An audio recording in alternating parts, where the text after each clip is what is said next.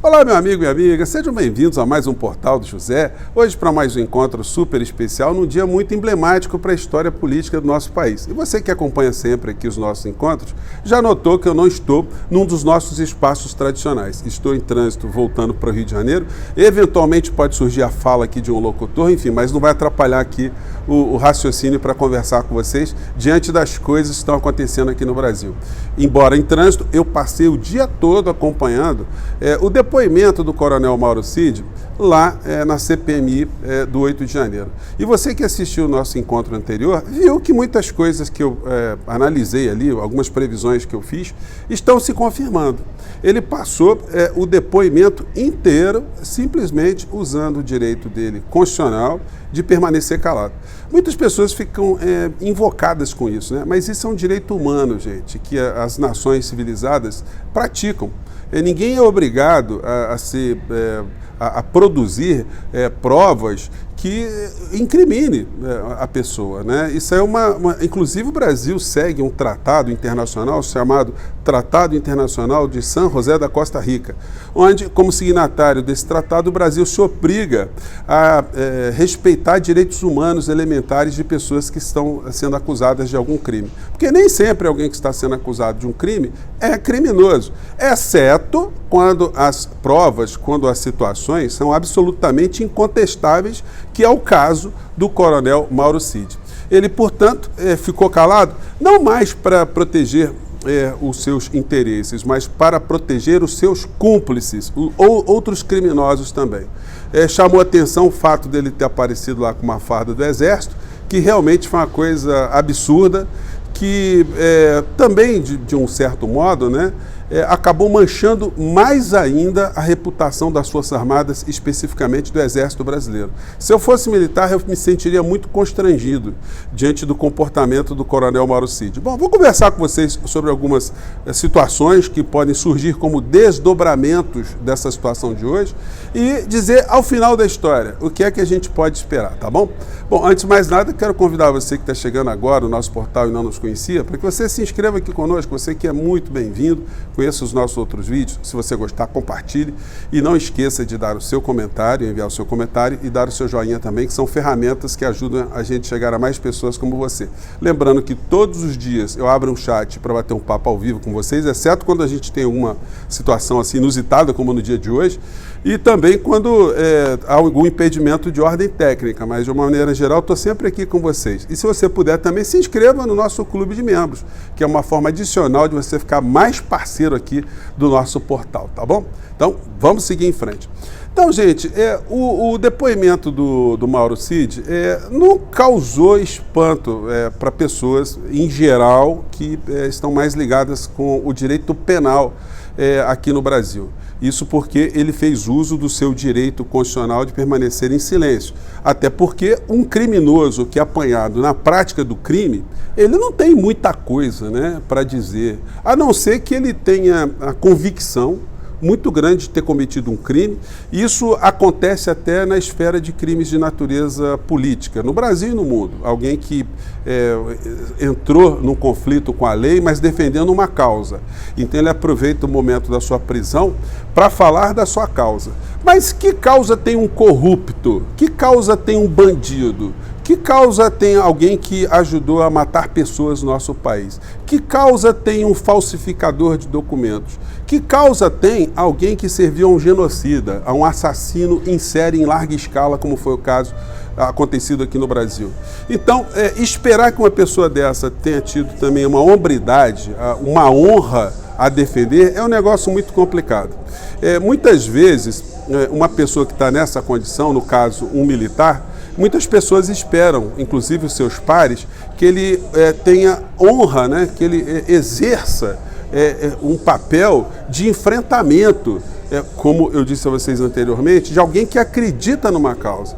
Se ele de fato acreditava que serviu a um estadista, que foi o caso do Bolsonaro, que o Bolsonaro não cometeu nenhum crime, que o Bolsonaro estava defendendo o Brasil, que ele defendeu as melhores causas, ele tinha que colocar essas situações, essas convicções. Ele iria ser condenado, como ele será, mas pelo menos ele não passava para a história como um rato, no pior sentido, um covarde, alguém que não sustentou nenhum tipo de posicionamento que sustentava quando estava no poder. Então, uma situação muito ambígua. Mesmo no crime comum, alguns criminosos, eles têm hombridade de confessar perante o magistrado, o promotor de justiça, o delegado de polícia, o cometimento de crimes, de alguns crimes, até para que alguns outros crimes que lhes são imputados de forma irregular ou de forma não correta, que eles possam se defender dessas outras situações. Dando um exemplo, olha, excelência, esse homicídio aqui eu pratiquei, mas olha, esse crime sexual aqui eu não pratiquei, esse aqui eu assumo, esse aqui eu não assumo. Isso influencia de uma maneira assim muito intensa o julgamento, o juízo que o magistrado faz na hora de aplicar a sentença. Agora, alguém que fica calado o tempo todo, no caso do coronel Mauro Cid, isso denotou, por um lado, uma grande covardia de um homem frouxo, de um homem sem moral, e, por um outro lado, uma espécie de temor de estar ali entregando alguém da quadrilha, né? Porque nós estivemos ali diante de uma verdadeira formação de quadrilha contra o povo brasileiro. E você vai perguntar ao final, e o fato dele ter ficado calado, o que isso representa? Bom, um juiz ele não pode decretar uma sanção a alguém por ter exercido esse direito. A sentença tem que ser sempre motivada em fatos objetivos que possam ser comprovados. No caso do coronel Cid, ele ter falado, ele não ter falado, isso pouco importará, porque ele já responde a 8 inquéritos. Se bobear hoje, depois dessa CPMI, dessa audiência dele, ele sairá de lá com outros inquéritos para responder também. Então, pouco vai importar o que ele disse, o que ele tenha deixado de dizer. Aliás, até o que ele deixou de dizer pode servir como muita soma a outros tantos indícios e provas e que vão fortalecer a decisão final do Supremo Tribunal Federal em relação àquilo que ele está sendo apontado. Porque é o seguinte, alguém chega e apresenta um fato, como foram vários deputados ali, e fazem ali o histórico do fato, do crime que ele cometeu, a quem ele serviu, e depois pergunta alguma coisa para ele comentar alguma coisa sobre aquilo, ele fica absolutamente calado.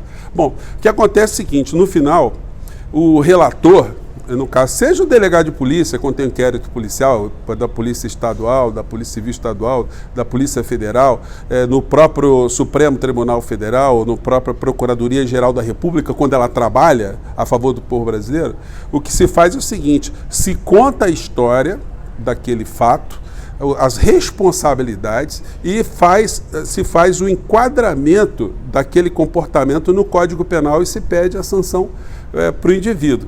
O que fará a relatora da CPMI é exatamente isso. Está se apurando ali as responsabilidades de pessoas que atuaram contra o povo brasileiro, em várias circunstâncias, sobretudo naquela que veio lá da Covid, passando pelo atentado à democracia até o dia 8 de janeiro. É isso que está em jogo. Nós vimos muitos parlamentares ali, do círculo bolsonarista, tentando dourar um pouco a pílula, né? Que ele está ali como preso político e tal. Não, ele está ali como um criminoso comum. Alguém que foi apanhado numa fraude muito mesquinha, muito chinfrim, uma fraude de cartão de vacina. E aí isso vai puxando um crime atrás do outro. A questão das joias, a questão das fake news, do comportamento dele nas lives junto com o Bolsonaro, enfim, toda essa patifaria somada, né? Então não é pouca coisa que ele vai estar encalacrado, não. Então, gente, se você estava achando assim, eu fiquei frustrado, enfim, olha, ele saiu dali extremamente desmoralizado. Esse homem não tem condição mais de pertencer às Forças Armadas do nosso país. Ele ficou absolutamente desmoralizado com esse episódio. No final da história, a Lisiane Gama vai fazer um relatório onde vai apontar, evidentemente ela está assessorada tecnicamente, onde apontará ali o comportamento dele, eventuais crimes que ele cometeu no dia de hoje, alguns comportamentos que podem corroborar alguns indícios que já se tem, algumas provas que já se tem, e depois o relatório será encaminhado para o Ministério Público Federal, no caso a Procuradoria-Geral da República, que eu tenho sempre salientado com vocês. Não será o senhor Augusto Aras, porque essa hipótese está sendo aventada, né? Muitas pessoas já estão comentando isso, que o Aras está buscando emprego de Procurador-Geral da República no governo Lula, mas ele não vai conseguir. Certamente Lula vai nomear um outro Procurador-Geral da República que certamente incriminará todas as pessoas responsáveis pelos delitos que cometeram contra o povo brasileiro. Então é isso que vai acontecer, gente. Não fique assim muito assustado. Se você não viu o Coronel Cid sair preso dali, ele foi dali direto para a cadeia de novo e vai permanecer na cadeia. A situação dele está muito complicada. E aqueles que fizeram discursos, olha, é um preso político e não há crime contra ele, estão querendo pegar o Bolsonaro, enfim, são discursos, são retóricas que são feitas pelos deputados ali bolsonaristas, mas que não vão ajudar em nenhum átomo que o Bolsonaro escape das incriminações todas que está sofrendo e outras tantas que irá sofrer também. Então, a CPMI de hoje, ela teve o objetivo de tentar levantar mais alguma informação, não conseguiu, mas todas as que já possui já são suficientes para incriminar muita gente que já foi para o lixo da história e outros que já estão na fila para irem na mesma direção. Gente, essa foi a resenha desse dia. Amanhã eu volto no nosso espaço tradicional para conversarmos sobre desdobramentos, a avaliação que todo mundo no Brasil fará desse dia de depoimento do Coronel Cid, tá bom? Um grande abraço, até o nosso próximo encontro. Tchau!